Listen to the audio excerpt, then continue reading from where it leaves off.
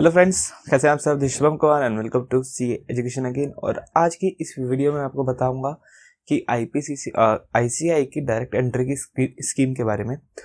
पिछले काफ़ी दिनों से बहुत सारे बच्चे पूछ रहे थे कि अगर हमारा सीपीटी क्लियर नहीं हुआ तो हम कैसे आईपीसीसी में जा सकते हैं, या बहुत सारे ग्रेजुएट्स का मेरे पास मैसेज आ रहा था कि हम ग्रेजुएट्स हैं तो डायरेक्ट एंट्री स्कीम के बारे में उन्हें जानना है। तो आज मैं आपको इसके लिए क्लियर कर दूंगा बहुत अच्छे तरीके से कि क्या होती है स्कीम और कैसे कैसे हम सब कुछ मैनेज करते हैं डायरेक्ट एंट्री स्कीम के अंदर। देखो, अगर आप लोग फाइनल ईयर स्टूडेंट हो, अच्छा, डायरेक्ट एंट्री स्कीम में आप लोग एक बेनिफिट और उठा सकते हो कि अगर आपका सीपीटी क्लियर नहीं हुआ है और ग्रेजुएशन के फाइनल ईयर में हो तो भी आपको डायरेक्ट आईपीसीसी में एडमिशन मिल सकता है। डायरेक्ट एंट्री लेने के कुछ डिसएडवांटेजेस भी हैं, वो भी मैं आपको बताऊंगा, लेकिन वो बाद में। पहले स्कीम के बारे में। ओके, सो फटाफट से हम लोग बात करते हैं आपसे इसके बारे में।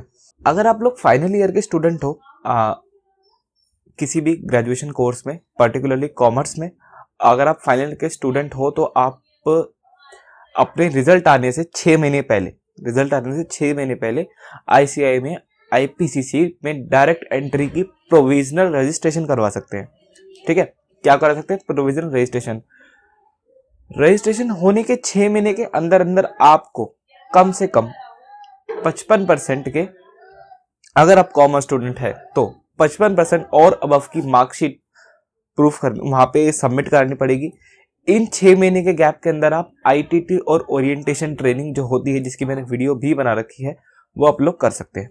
ठीक है, एक बात और, अगर आप कॉमर्स स्टूडेंट नहीं है तो क्या होगा? सॉरी, पहले मैं आपको कॉमर्स में क्लैरिफाई कर देता हूँ। अगर आपके 55% मार्क्स है, इस 55% मार्क्स से अगर आपके कम है तो 0.5 मतलब 54.5 से ऊपर अगर मार्क्स हैं या 54.5 ही है तो अगले वाले पे उसे सेट ऑफ कर दिया जाएगा। यानी कि अगर आपके मार्क्स 54.5 है तो आपको 55 मान लिया जाएगा। अगर 54.5 से कम है तो नहीं आपको राउंड ऑफ कर सकते, तब आपको उस पर ही माना जाएगा कि आप इन एलिजिबल हो इसके लिए।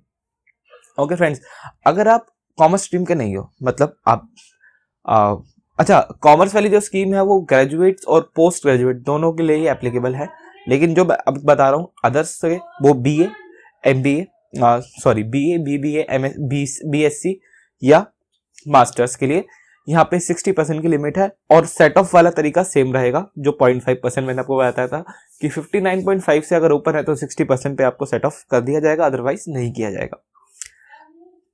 ठीक है, जब आप लोग रजिस्ट्रेशन करा लोगे तो आपको 9 मंथ्स मिलते हैं आईपीसीसी की पढ़ाई के लिए। उस 9 मंथ्स के अंदर अंदर आपको 9 मंथ्स की ट्रेनिंग भी कंप्लीट करनी पड़ेगी। डायरेक्ट एंट्री में जाने का ये सबसे बड़ा ड्रॉबैक है कि 9 महीने की आर्टिकलशिप भी करो, उसके लिए पढ़ाई भी करो आईपीसीसी के लिए, और फिर आप एग्जाम दे सकते हो। उससे पहले आप एग्जाम नहीं दे सकते। हाँ, अगर आप लोग सीए सीए में क्वालिफाइड है या इंटरमीडिएट भी क्वालिफाइड है तो भी आप लोग डायरेक्ट आईपीसीसी में एडमिशन ले सकते हैं। यहाँ पे कोई लिमिट आपके लिए एप्लीकेबल नहीं है, आप सीधा डायरेक्ट एडमिशन ले सकते हैं। बस क्वालिफाइड की लिमिट चाहिए कि अगर आप क्वालिफाइड हो तो सीधा आईपीसीसी डायरेक्ट में आपका एडमिशन हो जाएगा। यहाँ ऐसी कोई प्रॉब्लम वाली बात नहीं है। प्रॉब्लम आईपीसीसी डायरेक्ट एडमिशन के साथ ये है कि आपको एक ढंग की आर्टिकलशिप तो मिलने से रही, मतलब आपको चाहिए अगर बड़ी फर्म में आर्टिकलशिप, तो वो डायरेक्ट एंट्री वालों को नहीं मिलती, क्योंकि थोड़ा सा नेग्लेक्ट किया जाता है उन लोगों को, वहां नहीं मिल पाती अच्छी आर्टिकलशिप। देन फिर मैंने आपको ये बताया था कि 9 मंथ्स का जो आपको आईपीसीसी के लिए प्रिपरेशन का टाइम मिलता है, उसमें आपको आर्टिकलशिप भी करनी है, तो 9 से 5 की जॉब या ऑलमोस्ट 6 कह लो, उसके बाद पढ़ाई, तो वो काफ़ी प्रॉब्लम दे सकता है।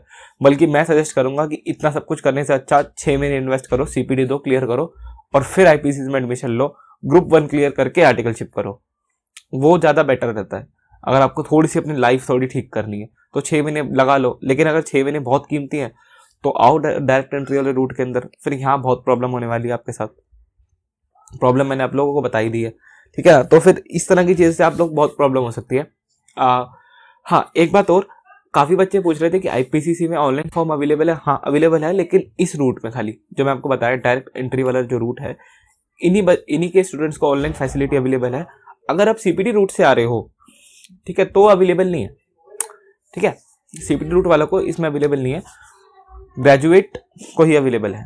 ठीक है गाइस, तो आई थिंक आप लोगों को समझ आ गया हो। कुछ अगर प्रॉब्लम है, समझ नहीं आया है, तो वीडियो के नीचे कमेंट जरूर कर देना, मैं आपको क्लियर कर दूंगा।